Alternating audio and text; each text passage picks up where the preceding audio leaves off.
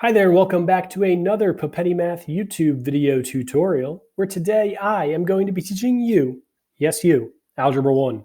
And in this video, we're going to look at exercise number 4, which says, on the grid below, graph the equation y equals x squared minus 10x plus 16.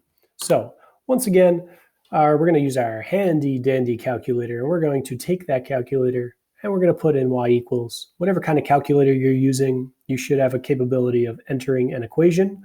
And so let's enter the equation x squared minus 10x plus 16. So x squared minus 10x plus 16. And we're going to go ahead and pull up our table of values. And we're going to, well, we can't fit those points on our grid right now. So we're going to scroll down to see what points we can fit on our grid. Also, what we're looking for is we're looking for where our y values repeat. And we've done something similar to this when we looked at absolute value graphs. And when I look at what I'm talking about is when I look at my y values, I want them to be symmetrical. So they're symmetrical around this point -9, because on either side is a -8, and then -5, then zeros, then sevens, and then 16s. So because this is symmetrical, I know that this middle number is my vertex or my turning point. And that's a very important part to graph on a parabola, because if we only graph one side of it, we won't see the full shape of the parabola. So we're going to be graphing all of the points here that fit on our grid. And if I'm looking here, I'm going to start with the 1, 7 point. I'm going to go to 1, 1, 2, 3, 4, 5, 6, 7, and that'll be my first point. And then I'm going to go 2, 0, 3, -5. I'm going to go to 4, -8,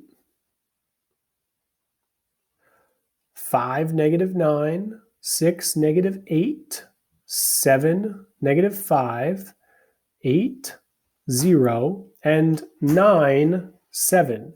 Once I do that, I'm going to connect these points. I'm going to connect these points with a nice smooth curve to make a U-shaped graph. And by doing that, I have created my parabola. I'm going to put arrows on the edges of the endpoints right here to show that this goes on forever in the positive direction. And the first thing I want to do is I want to answer the question, what is the range of this function? So the range is, again, our y values. So I'm going to look at my y values. I want to start with my lowest y value and work my way up to my largest y value. So my lowest y value occurs right here. And that's going to be the point -1, 2, 3, 4, 5, 6, 7, 8, 9. So -9. And it passes through the point -9. So I'm going to include that in my range since it passes through that point. Y values for range. And then it goes up to which point? Well, it looks like here, but if you remember to put arrows on the ends, that shows that it goes up forever, which means we're going to go all the way up to infinity here in our y values. So our range is from -9, including -9, up to infinity. And does this vertex represent a maximum or a minimum? Well, this looks like a valley. It has a low point, and our lowest point here, as we said over here, was -9, so it has a minimum value.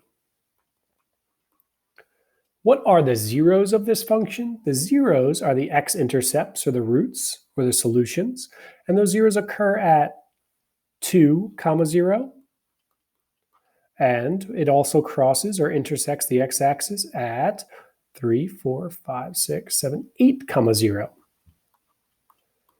And you will also notice that each of these y values is 0. So if you were looking at the table of values over here, you could notice where your roots were, or zeros, by looking at where the zeros are in the y column, here at 2 and here at 8. So that's just another way you can do that. And finally, over what interval is the function decreasing? So we read it from left to right, and as we read it from left to right, we notice that we're decreasing, and then we turn around and we increase. So where is this decreasing? We want to set up an interval over here, and it's going on to the left forever, so it's going to start decreasing actually at -infinity. And it's going to go all the way up to all the way down, I should say, to our turning point of, that's 1, 2, 3, 4, 5, all the way down to our turning point of 5, but not including our turning point of 5, because at 5 it's turning around and it's neither increasing nor decreasing. So the interval where the function is decreasing is from negative infinity to 5. If this video was helpful in determining the range of a function, the vertex, whether it was a maximum or a minimum, what the zeros were and where they were located, and what the interval was where the function's decreasing, please give this video a thumbs up. And you're now ready for our next lesson in this chapter, which is going to deal with another piece of the parabola. Thank you for watching this one, and I look forward to seeing you next time.